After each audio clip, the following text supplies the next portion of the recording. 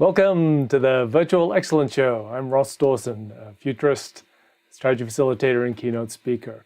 Now with the fourth episode of the live conversations that we're having. We had amazing Howard Rheingold, John Hagel, Charles Clapshaw, and this week, the amazing Nancy White.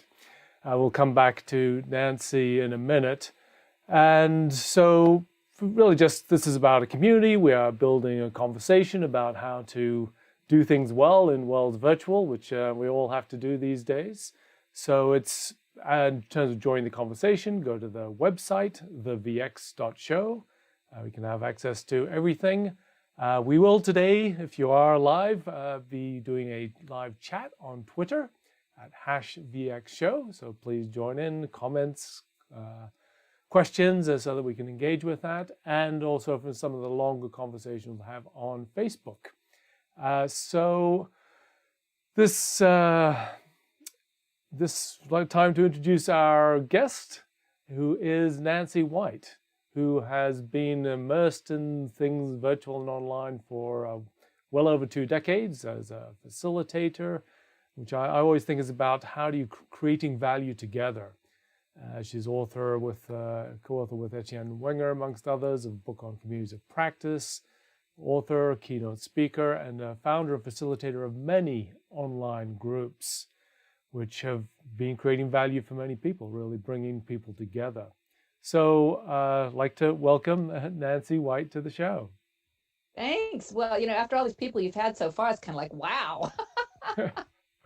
Well, it's funny. I invited you to speak on the Virtual Excellence Show, and you were saying you don't associate yourself with excellence, but with craziness, was it? Yeah, craziness or experimentation, ambiguity, walking the edge, jumping off the cliff. Well, which to my mind is all about that's how you do things well, is by experimenting, by being able to try things and do them well. So I suppose looking to your background, your history. So I suppose part of the starting point is today you've been in this space for a very, very, very long time, creating enormous value in virtual spaces. And now everyone is woken up. We've had a pandemic, everyone's isolated. And so now what are your reflections on what that means today in terms of how we engage virtually?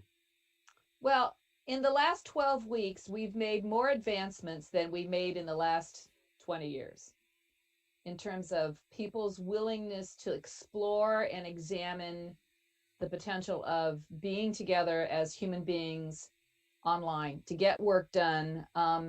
We've exposed the hypocrisy of our offline bad meetings pretty clearly in some sectors, not enough in others, and really come to have sufficient data to say, listen, moving your pretty shoddy offline practices online will guarantee you poorer results, because we've had many years to adapt to bad meetings face-to-face, but we're not very adaptable to bad meetings online. Therefore, it's a moment in time to really dig deep into why are you having a meeting, and to understand purpose is not a laundry list. Meetings are not laundry lists. And purpose is something more than these are the 3 topics we want to cover. Why do you want to cover those 3 topics? What do you hope people will think, do, feel after they covered those 3 topics? What the heck is covering 3 topics? And to really go, what is the fundamental stuff we have to do together? Because it's simple to say, well, no more meetings. Meetings are a waste of time.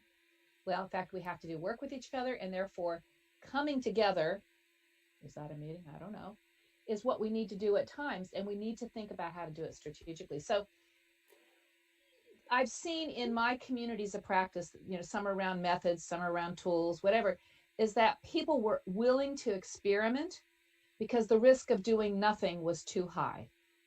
So therefore, in this time of really actually terrible devastation and tragedy, we do have a few moments of possibility emerging. I don't want to position those possibilities as a way to negate the terrible things happening.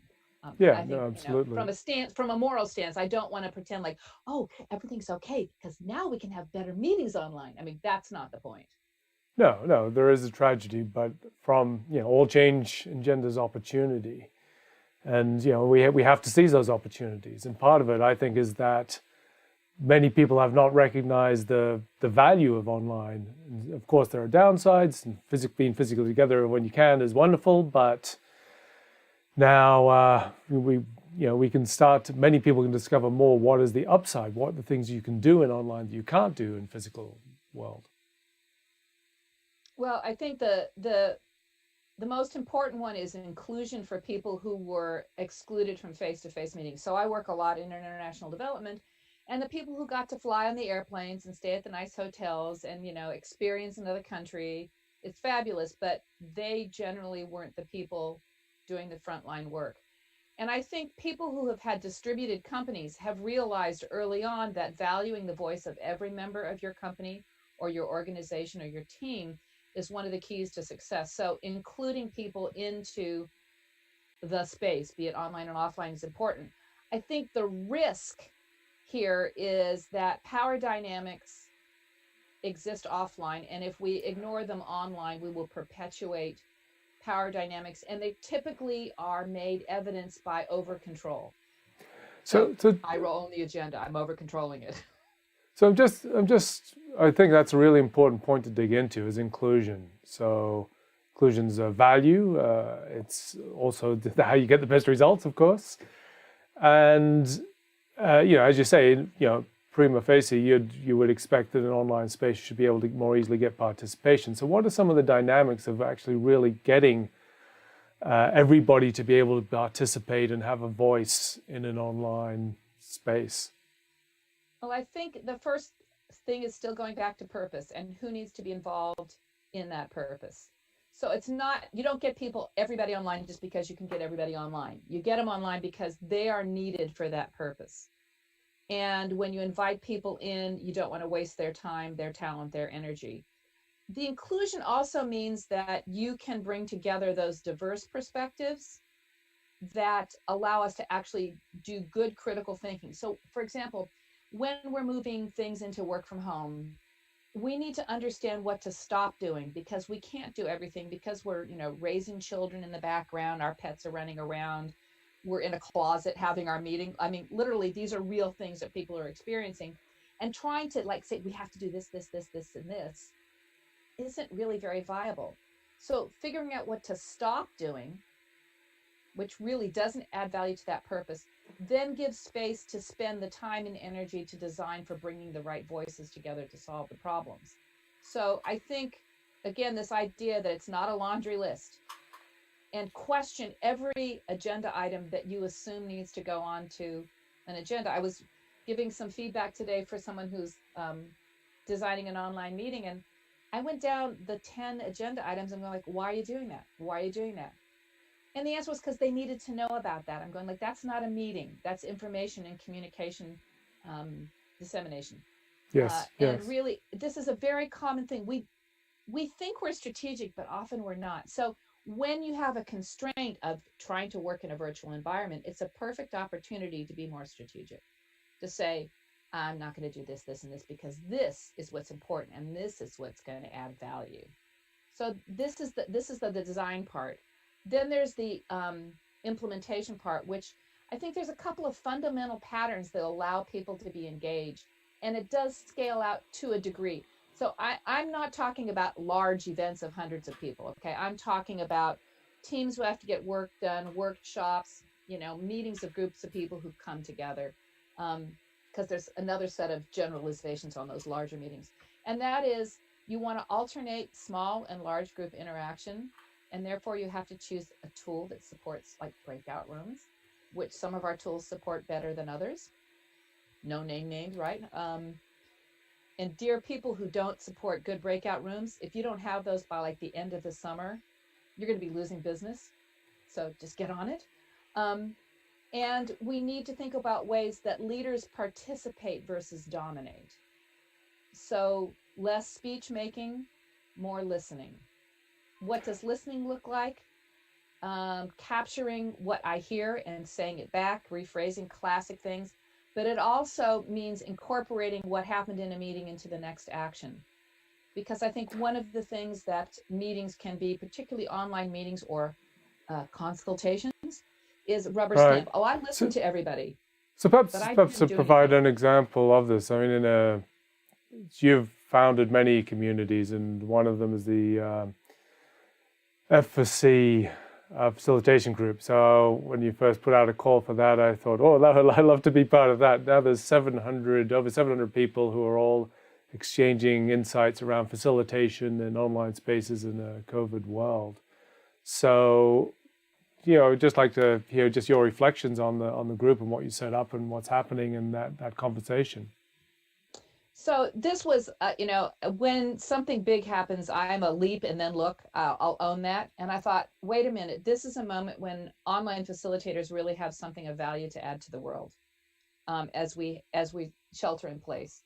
And so I have been hosting the online facilitation list for years, but it's on Yahoo Groups, which is moribund, and I never really got around to moving it someplace else. And so I decided I didn't want to use that group. I wanted to do something that was just focused. So this was I can say that, facilitators for pandemic response. And the intention was a place to get and give help, and it was also a place to socialize some of the experiments that were happening in other communities and give them wider exposure. And then the third purpose was everybody was calling me because I've been in this domain for a long time, and I don't have the capacity to answer everyone, and nor do I have a sufficiently broad and diverse network of trusted partners that I can refer people to. So I wanted basically for thoughtful practitioners to have some visibility that other people could bump into them and say, "Ooh, let's talk." So it's sort of an informal marketplace, both for free community support and for finding each other for contracting, things. So I opened it up alongside a document, which is to capture a Google Doc to capture like the huge volume of stuff that was coming up. Now, those of us who've been around, the content that people need for this has been around for years. The Yeah. platform names have changed. The principles are pretty similar. The advancements are in how people have taken offline group methods and put them online. And they had a huge bump in how well people are doing them in the last 12 weeks. So that's the new content in the domain. And pretty soon, there's dumping of links. And Robin Good, who's been a content curator and teacher and leader in this field out of Italy, volunteered to curate it. And all of a sudden, it was organized. Now, it wasn't all of a sudden, but it was an extraordinary contribution. But then other people started doing resources. And the next thing is to cross link, right?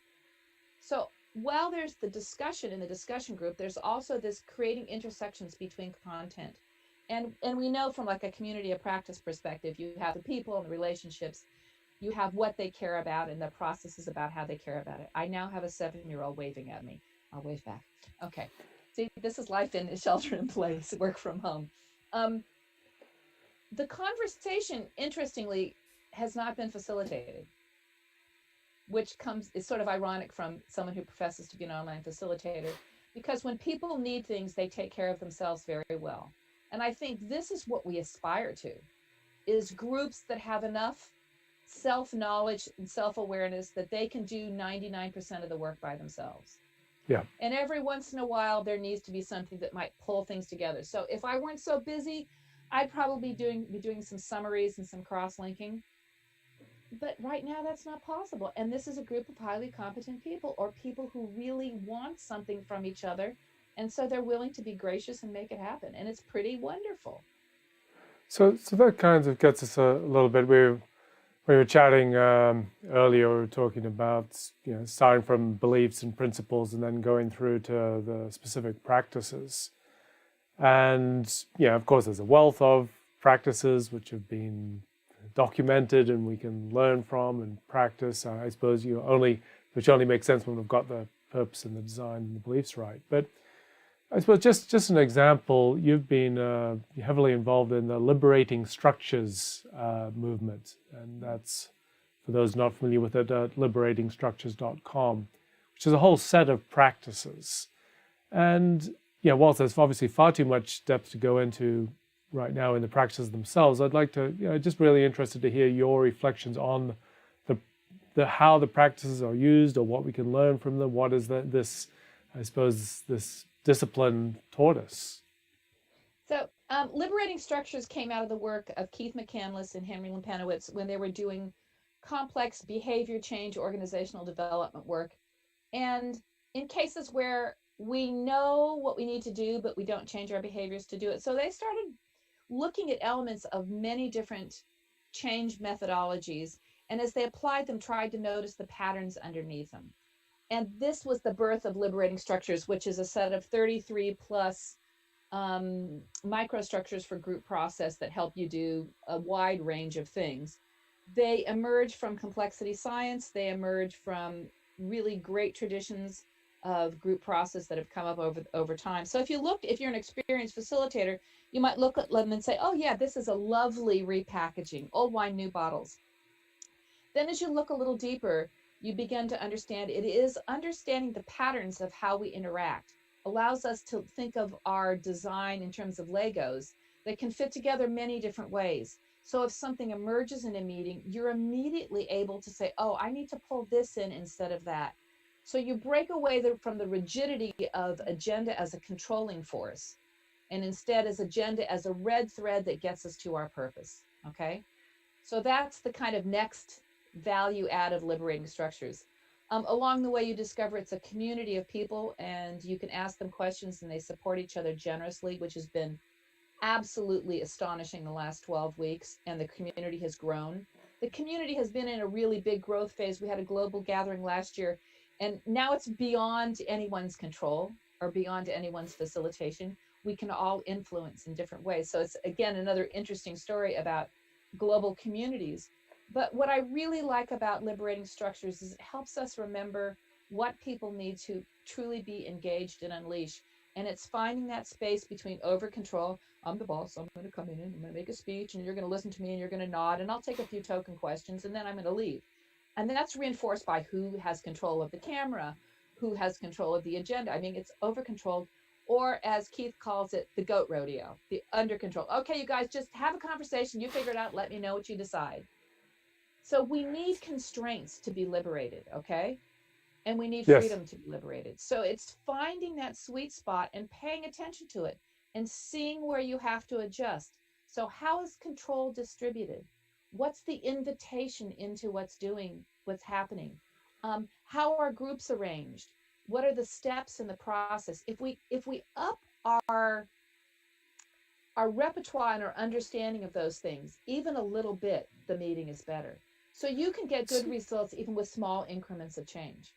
So there are people like you and all of your community who have been facilitators for all of their adult lives or for a very long time, and you've learned this. So now, well, I suppose arguably before as well. But let's say people in all walks of life, leaders, and is all of us really.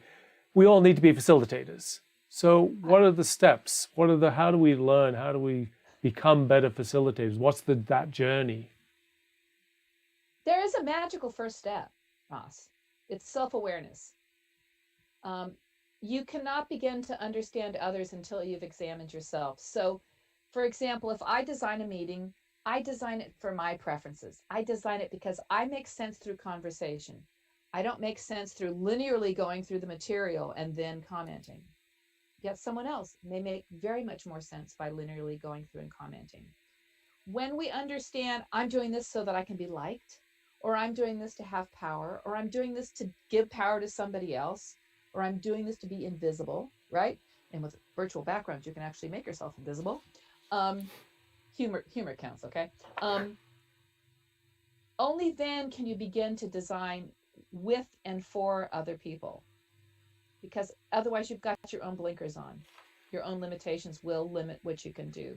So I think watching another facilitator and then having another facilitator watch you and give you feedback, there's so many things we don't see about ourselves. It still amazes me, even after all these billions of years I've been doing it, how easy it is to not see. So the second step is don't do it alone. And online, this is doubly true because you're managing technology and you're managing group process and you're trying to assess people. Some are on video, some aren't on video, some are chatting, some aren't chatting. So you're really trying to cross lots of different information streams.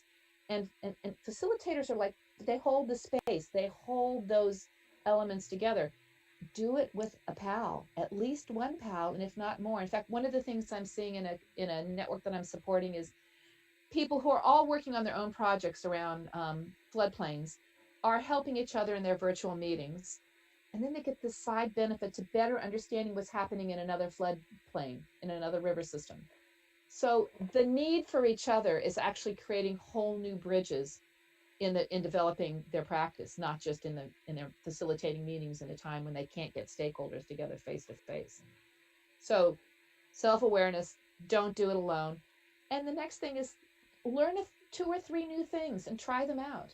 Yes. And people are always afraid of failing. I'm saying, when you get in a meeting and say, listen, friends, we're going to try something new. It's going to be an experiment, but I want things for us to be better than they are now. So I need you to help me and support me in trying an experiment. And if it doesn't work, it doesn't work, but we've learned something. Instead Yeah. of saying, well, I've got this magic new way and you got to do it my way. That doesn't fly, folks. It doesn't fly. But if Yes. you invite people into the learning, and this is when you said, the excellent show, and I think it's the experimenters show, the learners show, the people who are willing to work with just enough ambiguity that it doesn't freak everybody out, that it moves us forward in a complex time when I literally can't predict what's going to happen next. But I'm committed to moving us towards our purpose. And it's a different mindset. It's not just designing an agenda, it is a commitment to moving towards purpose. Yes, and so and to your point, we're putting up lessons learned videos as part of the Virtual Excellence Show, and we're certainly making plenty of mistakes along the way in trying new stuff and pushing it out there. And so, yeah, to my mind, I don't see them as antithetical. You can't get to excellence without the experimentation, without the trying stuff, without making a mess along the way. And so that's I think that's part of the leadership lesson. And because a facilitator is a leader, they are catalyzing, and I think that's just want you to reflect on that. You have catalyzed so many communities, people who are creating value together, and so and I think it's attitude. And I'm not sure how much you can learn it, and maybe you can learn that. So just the idea of these communities and creating value together. I mean, maybe just coming back to that design or the principles. I mean, what's the essence of how we can catalyze that group value?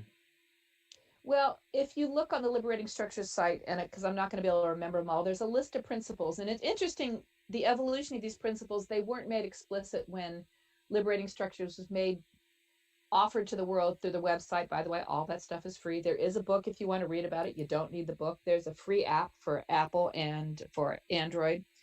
But the values became apparent as we practiced. And it's including and unleashing everyone. I think the other one that really is coming home to me right now is respect local expertise. And this is why the word excellent or the word expert or the word best practices can be a double-edged sword, because they assume we know where the excellence, the expertise, the best practice sit, and that they are movable across context. So when you assume that expertise sits locally, then you allow for the possibility that you don't know, that they do, or that what works for one doesn't work for another, or there may be a pattern that rises and works for all. But if that pattern can't be seen across different contexts, I don't think you can claim excellence or expertise or best practice. So methods that really allow that voice from all directions to come in. And one of the fundamental pieces of that is people won't have those conversations in large groups in general. They will have them in small groups, and you have to build up from those small groups. And there is a real prevailing attitude with people who are knowledgeable, experts, is that they don't want to miss out on anything. They think everything needs to be in plenary. But local voices are often not unleashed in plenary, and then we remain blind to a great deal of knowledge. So it means you got to give up a little bit of your preference here if you really believe in best practices.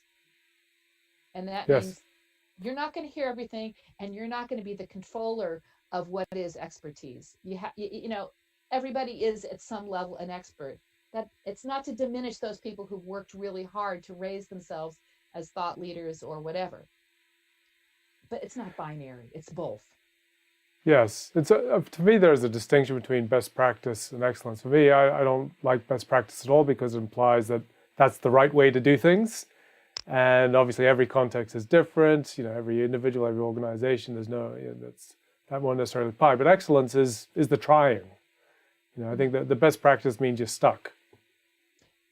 Trying, reflecting, and improving, because there's very little most of us do that can be repeated with the exact same result every time. So there's not a lot we do that in that maturity, repeatable, predictable, even with expertise. A lot of the stuff we're doing is in constantly shifting ground. So it requires a different way of looking at what learning means, of what excellence means, and how we facilitate it.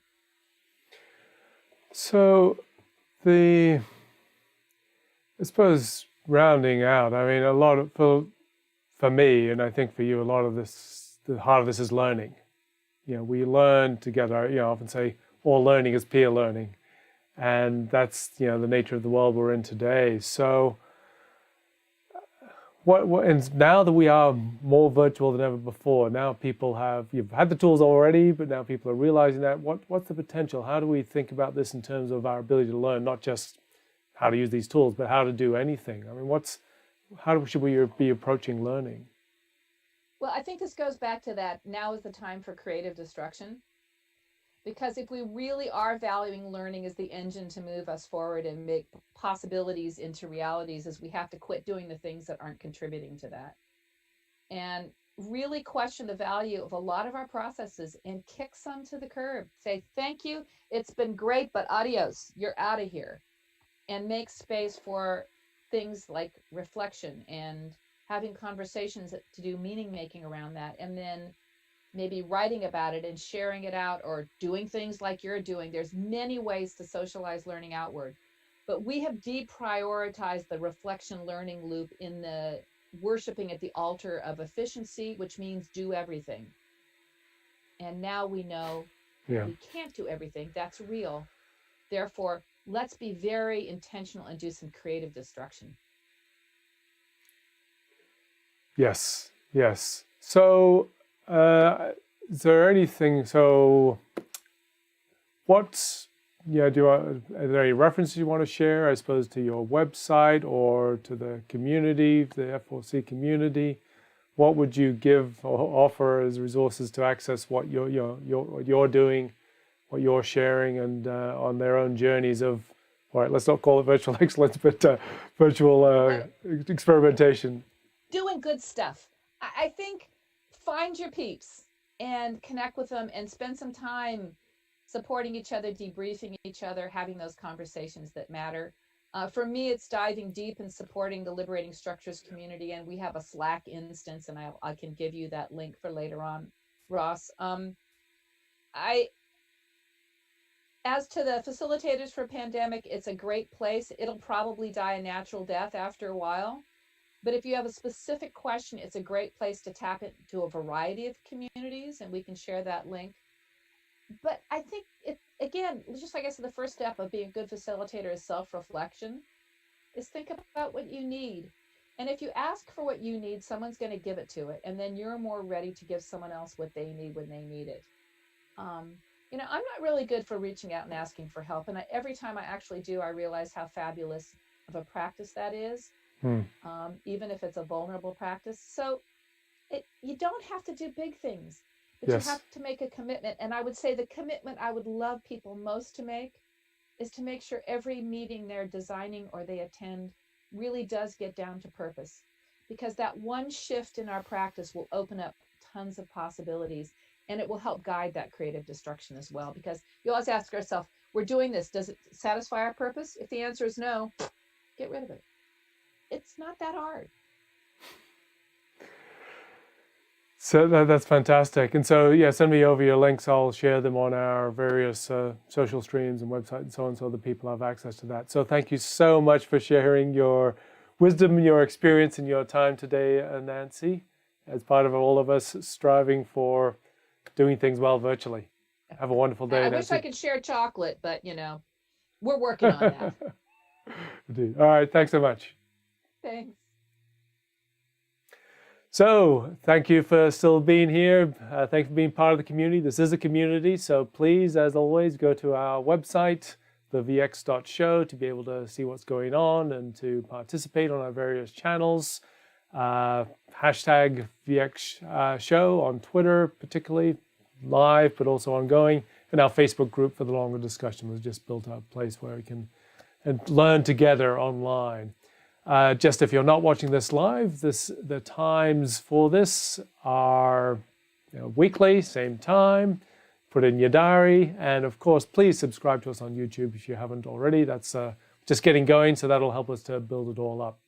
So next week, we have another awesome guest who is Kathy Hackle. And she is a leading futurist, a speaker and author. She has been specializing in augmented reality and virtual reality as a real thought leader in this space. And so next week, we will be able to benefit from Kathy's insights into virtual reality, what's happening in the space, where it's going, what the opportunities are there. So thank you so much for being part of the show.